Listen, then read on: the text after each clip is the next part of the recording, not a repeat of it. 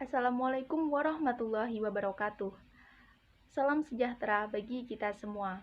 Pada kesempatan yang baik ini, kami dari program studi S1 Pendidikan Matematika, kelompok 4, akan mempresentasikan suatu materi terkait tugas mata kuliah Pendidikan Kewarganegaraan dengan dosen pengampu Bapak Mukdian Syah MM. Sebelumnya, saya akan memperkenalkan nama anggota dari kelompok 4, ada Muhammad Hakim Setiawan, Nur Hatimah, Norman, Normawati, Nur Hasanah, dan saya sendiri Rikayatul Rohida. Adapun materi yang akan kami bahas yaitu Undang-Undang Dasar 1945 dan perubahannya dengan submateri yang pertama, pengertian, fungsi, dan sifat Undang-Undang Dasar 1945, yang kedua, pembukaan Undang-Undang Dasar 1945, yang ketiga, kurun waktu pelaksanaan Undang-Undang Dasar 1945, yang keempat, kurun waktu 1945 sampai 1949, dan kurun waktu 1949 sampai 1959, dan yang terakhir pada tanggal 5 Juli 1959. Untuk mengetahuinya lebih lanjut, mari kita simak video singkat ini. A. Pengertian Undang-Undang Dasar 1945. Undang-Undang Dasar artinya ialah peraturan perundang-undangan yang paling tinggi di dalam negara. Undang-Undang Dasar juga merupakan hukum dasar tertulis yang berisi aturan-aturan yang harus ditaati. B. Fungsi Undang-Undang Dasar 1945 yaitu sebagai alat kontrol dalam mengkontrol norma hukum yang lebih rendah sesuai atau tidaknya dengan norma hukum yang lebih tinggi. Baik, saya akan melanjutkan materi berikutnya. Untuk materi berikutnya ini adalah sifat Undang-Undang Dasar 1945, yang mana sifat Undang-Undang Dasar ini ada 9 sifat. Nah, langsung aja kita ke sifat-sifatnya. Yang pertama adalah tertulis, artinya rumusannya jelas dan mengikat pemerintah sebagai penyelenggara negara dan juga setiap warga negara. Yang kedua adalah singkat, yang artinya Undang-Undang Dasar 1945 hanya memuat aturan-aturan pokok saja. Yang ketiga, supel. Supel artinya dapat dikembangkan sesuai dengan perkembangan zaman.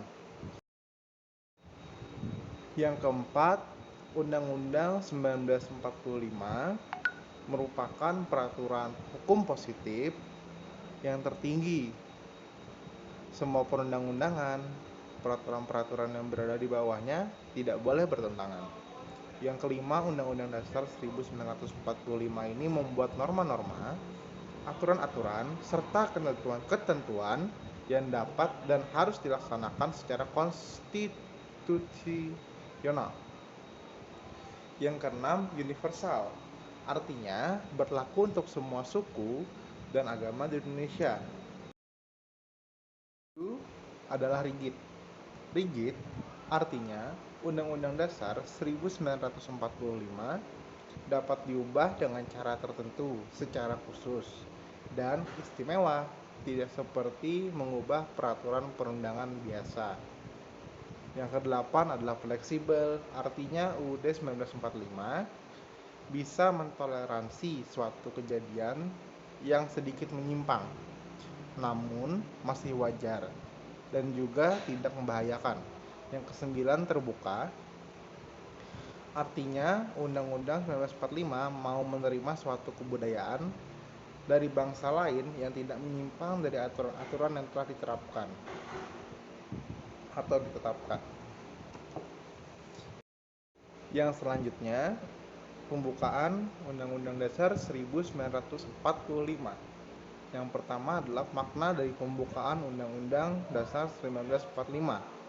Undang-Undang Dasar 1945 merupakan sumber hukum tertinggi di Indonesia, sehingga pembukaan undang-undang ini merupakan sumber dari motivasi dan aspirasi perjuangan dan tekad bangsa Indonesia yang bersumber dari cita hukum dan cita moral yang ingin ditegakkan baik dalam lingkungan nasional maupun dalam hubungan bangsa-bangsa internasional. Pembukaan Undang-Undang Dasar 1945 telah dirumuskan dalam 4 alinea. Setiap alinea dan isinya mengandung arti dan makna yang sangat dalam dan mempunyai nilai-nilai yang universal. Makna alinea pembukaan Undang-Undang Dasar 1945 secara garis besar sebagai berikut. Untuk alinea pertama itu terkandung motivasi, dasar, dan pembenaran perjuangan atau pembenaran perjuangan kemerdekaan. Kemerdekaan adalah hak segala bangsa dan penjajahan bertentangan dengan pri kemanusiaan dan pri keadilan. Yang alinea kedua adalah mengandung cita-cita bangsa Indonesia, negara yang merdeka, bersatu, berdaulat, adil, dan makmur. Alinea ketiga memuat petunjuk atau tekad pelaksananya. Itu sudah diterangkan dalam kalimat menyatakan bahwa kemerdekaan atas berkat rahmat Allah yang Maha Kuasa. Baik, selanjutnya akan dilanjutkan oleh materi selanjutnya. B. Pokok-pokok pikiran dalam pembukaan Undang-Undang 1945. Pokok-pokok pikiran yang terkandung di dalam pembukaan Undang-Undang 1945 adalah sebagai berikut. Pokok pikiran pertama, negara melindungi segenap bangsa Indonesia dan seluruh tumpah darah Indonesia untuk berdasarkan atas persatuan mewujudkan keadilan bagi seluruh rakyat Indonesia. Dalam pembukaan ini diterima aliran pengertian negara persatuan, negara yang melindungi dan meliputi segenap bangsa seluruhnya. Jadi, negara mengatasi segala paham golongan, mengatasi segala paham perseorangan, negara menurut pengertian pembukaan. Itu menghendaki persatuan yang meliputi segenap bangsa Indonesia. Inilah suatu dasar negara yang tidak boleh dilupakan. Pokok pikiran yang kedua, negara hendak mewujudkan keadilan sosial bagi seluruh rakyat Indonesia. Hal ini merupakan pokok pikiran keadilan sosial. Pokok pikiran yang hendak diwujudkan oleh negara bagi seluruh rakyat ini didasarkan pada kesadaran bahwa manusia Indonesia mempunyai hak dan kewajiban yang sama untuk menciptakan keadilan sosial dalam kehidupan masyarakat. Pokok pikiran ketiga, negara yang berkedaulatan rakyat berdasar atas kerakyatan dan permusyawaratan atau perwakilan. Oleh karena itu, sistem negara yang terbentuk dalam UUD 1945 harus berdasar akan kedaulatan rakyat dan berdasar atas permusyawaratan dan perwakilan. Memang aliran ini sesuai dengan sifat masyarakat Indonesia. Ini adalah pokok pikiran kedaulatan rakyat yang menyatakan bahwa kedaulatan adalah di tangan rakyat dan dilakukan sepenuhnya oleh Majelis Permusyawaratan Rakyat. 4. Pokok pikiran keempat, negara berdasarkan atas ketuhanan yang Maha Esa, menurut dasar kemanusiaan yang adil dan beradab. Oleh karena itu, Undang-Undang Dasar 1945 harus mengandung isi yang mewajibkan pemerintah dan lain-lain penyelenggara negara untuk memelihara budi pekerti kemanusiaan yang luhur dan memegang teguh cita-cita moral rakyat yang luhur. Hal ini menegaskan pokok pikiran ketuhanan yang Maha Esa dan kemanusiaan yang adil dan beradab. Pelaksanaan Undang-Undang Dasar 1945. Undang-Undang Dasar 1945 berlangsung dalam 2 kurun waktu. Pertama, tanggal 18 Agustus 1945 sampai tanggal 27 Desember 1949. Pada saat itu, sistem pemerintahan dan lembaga negara belum berjalan sesuai dengan Undang-Undang Dasar 1945. Karena pihak Belanda yang masih ingin menjajah Indonesia yang sudah merdeka, yang menyebabkan lembaga-lembaga negara di Indonesia belum terbentuk, PPKI mengambil tindakan, yaitu menetapkan Komite Nasional sebagai pembantu Presiden. Untuk pembenarannya diberlakukan pasal 4 Aturan Peralihan Undang-Undang Dasar 1945, yang mana sistem kabinet presidensial harus diubah menjadi sistem kabinet parlementer.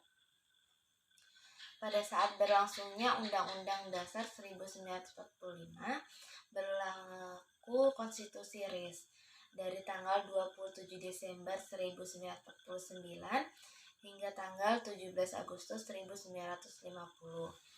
Selanjutnya, sejak tanggal 17 Agustus 1950 sampai tanggal 5 Juli 1959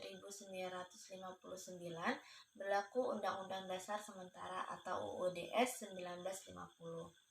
Setelah itu ditetapkan Dekret Presiden tanggal 5 Juli 1959 merupakan dasar hukum berlakunya UUD 1945 dalam kurun waktu kedua hingga sampai sekarang atau sebelum amandemen.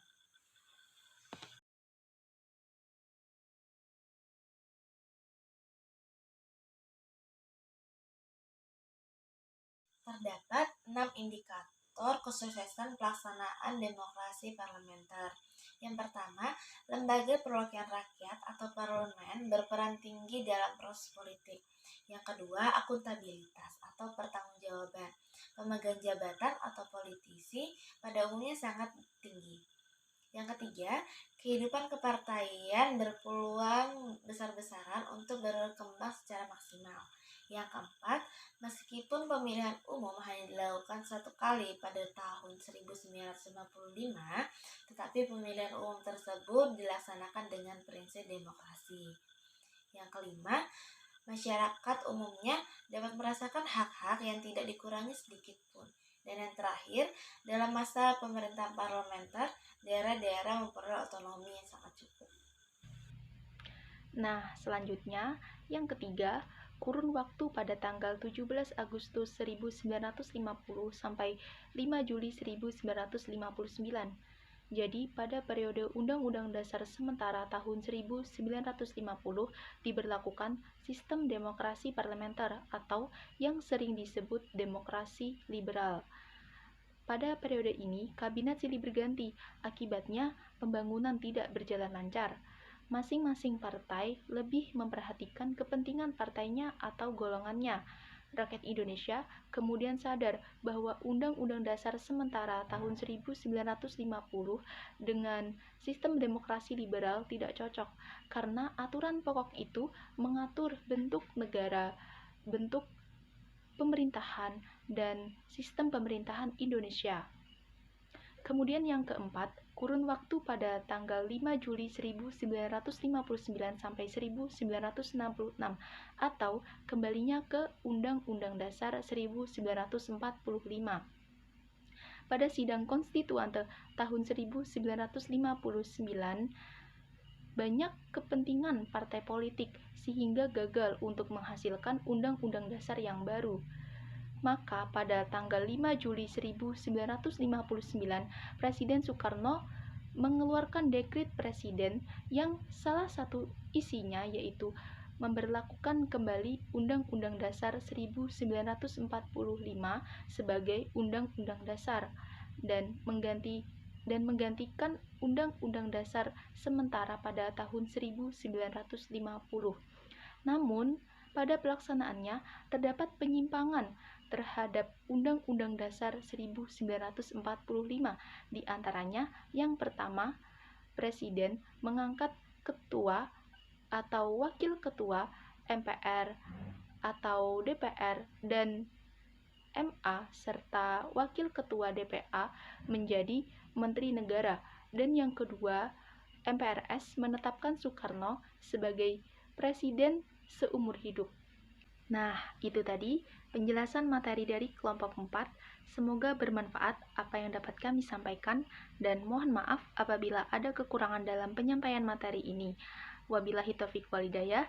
Assalamualaikum warahmatullahi wabarakatuh.